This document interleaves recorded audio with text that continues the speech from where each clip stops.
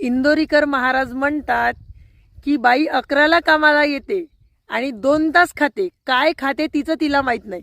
त्यांच्या म्हणण्याचा अर्थ हा आहे की बाई जेव्हा रोजीनं कामाला येते तेव्हा बाई आरामशीर काम करते, म्हणजे नुसती इग्नोर करते, कामं काही पूर्ण करत नाही.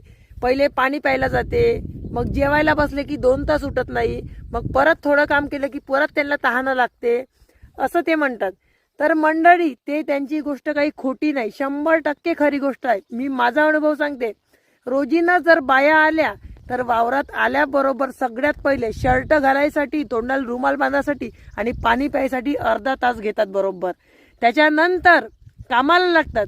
कामाला लागल्यानंतर त्यांना पुन्हा तहान लागते 1-1.5 तासांनी, तेव्हा पाणी प्यायला आल्यावर 15 मिनिटं घेतात. नंतर परत 2 तासांनी जेवायला येतात आणि जेवायला आल्यावर 1-1.5 तास घेतात. सत्य गोष्ट आहे, रोजीच्या बाया सांगताय. आणि तिथे जर हुंड्या